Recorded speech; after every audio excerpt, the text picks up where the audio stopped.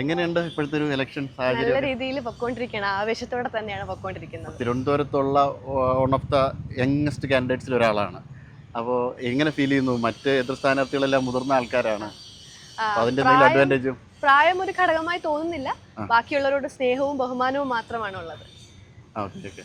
അപ്പോൾ ഇത് വിദ്യാർത്ഥി രാഷ്ട്രീയം മുതലുണ്ടോ? അതെങ്ങനെയാണ് SFI ആയിട്ടുള്ളൊരു? കുട്ടിക്കാലം മുതലേ ഞാൻ ബാലസംഘത്തിലൂടെയാണ് വന്നത്. അതോടൊപ്പം കോളേജ് യൂണിയൻ കലാലയ സമയങ്ങളിൽ കോളേജ് യൂണിയൻ ജനറൽ സെക്രട്ടറിയായി പ്രവർത്തിച്ചിട്ടുണ്ട്. പിന്നെ DYFൽ സജീവമായിരുന്നു. അതോടൊപ്പം ബാക്കി പ്രവർത്തനങ്ങളിലെല്ലാം ഞാൻ പ്രളയകാലത്തായാലും കോവിഡ് സമയത്തായാലും വോളണ്ടിയറിംഗ് പരിപാടികളൊക്കെ ആയിട്ടാണ് മുന്നോട്ട് പോയിക്കൊണ്ടിരിക്കുന്നത്. അപ്പം എത്ര ദിവസമായി ഇപ്പോൾ വീട് കയറിയുള്ളൊരു പര്യടനം ആരംഭിക്കാൻ തുടങ്ങിയിട്ട്? ഇപ്പോൾ രണ്ട് മൂന്ന് ദിവസത്തോളം ആയിട്ടുണ്ട്. ഈ ഒരാഴ്ച സ്റ്റാർട്ട് ചെയ്തപ്പോഴേ തുടങ്ങിയിട്ടുണ്ട്. അതിന് മുന്നേയും നമ്മൾ പോകുന്നുണ്ട്. എങ്ങനെയുണ്ട് കിട്ടുന്നൊരു പ്രതികരണം? ഞാൻ ഇവിടെ ഉള്ളത് കൊണ്ട് തന്നെ എല്ലാവർക്കും പുതുമയായി തോന്നുന്നില്ല.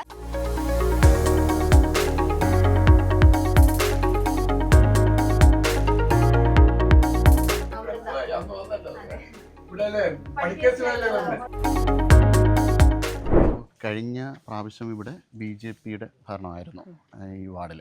അപ്പം ഇപ്പോൾ എന്തൊക്കെ തരത്തിലുള്ള ഒരു പോരായ്മകളാണ് ആൾക്കാരിൽ നിന്ന് നമുക്ക് കിട്ടുന്നൊരു പ്രതികരണത്തിൽ നിന്ന്? അതിനെപ്പറ്റി പറയുമ്പോൾ ആണെങ്കിൽ മുൻകാലങ്ങളുടെ LDF കൗൺസിലർമാർ ഒരുപാട് പദ്ധതികൾ നടപ്പിലാക്കിയിട്ടുണ്ട്. അപ്പോൾ അതെല്ലാം ഇപ്പോൾ ഒരു നടക്കാത്ത രീതിയിലാണ് പൊയ്ക്കൊണ്ടിരിക്കുന്നതും.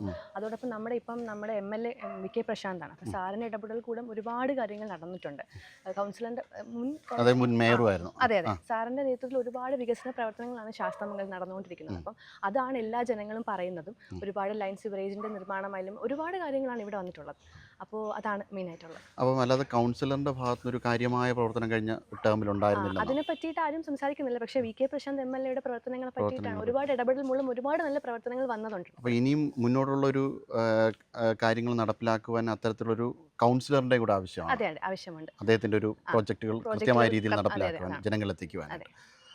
അപ്പോൾ കഴിഞ്ഞ ടേമിൽ പക്ഷേ കോർപ്പറേഷനിൽ ഭരിച്ചിരുന്നത് ഇടതുപക്ഷത്തിൻ്റെ നേതൃത്വത്തിലുള്ള ഒരു മേയർ തന്നെയാണ്. അപ്പം അതുമായി ബന്ധപ്പെട്ട് മുന്നോട്ടുള്ള എന്തെങ്കിലും പദ്ധതികളോ എന്തെങ്കിലും കാര്യങ്ങളോ മുന്നോട്ട് വയ്ക്കാനുണ്ടോ തിരുവനന്തപുരം കോർപ്പറേഷനെ സംബന്ധിച്ച്? തിരുവനന്തപുരം കോർപ്പറേഷനെ സംബന്ധിച്ചുള്ള ഒരുപാട് കാര്യങ്ങൾ വികസന പ്രവർത്തനം ഓൾറെഡി നമ്മൾ കണ്ടു കഴിഞ്ഞു. സ്മാർട്ട് സിറ്റി പദ്ധതികൾ എന്ന രീതിക്ക് ഒരുപാട് നല്ല രീതിയിൽ ശാസ്ത്രമംഗലത്തായാലും നമ്മുടെ പൈപ്പ് മോഡിൽ പാർക്ക് വന്നിട്ടുണ്ട്. ഒരുപാട് കാര്യങ്ങൾ എണ്ണം പറയാനില്ലാത്തതും കാര്യങ്ങളോട് നടത്തിയിട്ടുണ്ട്. അപ്പം ഇനിയും അതിൻ്റെ നേട്ടങ്ങൾ ഒരുപാട് വരാനുണ്ട്. അപ്പം ഇനിയും നമ്മൾ LDF സർക്കാർ വരുമ്പോൾ ഒരുപാട് പ്രവർത്തനങ്ങൾ ഇനിയും മുന്നോട്ട് തന്നെ വരും. മെട്രോ അതെ, മെട്രോ അത് ഏറ്റവും വലിയൊരു സന്തോഷമുള്ള കാര്യമാണ്. ഈ സമയത്ത് നമുക്ക് മെട്രോയുടെ അലൈൻമെന്റ് ശരിയായി വന്നു. അപ്പോൾ അതൊക്കെ വളരെയുള്ളൊരു നേട്ടം തന്നെയാണ് നമ്മളെ സംബന്ധിച്ച്.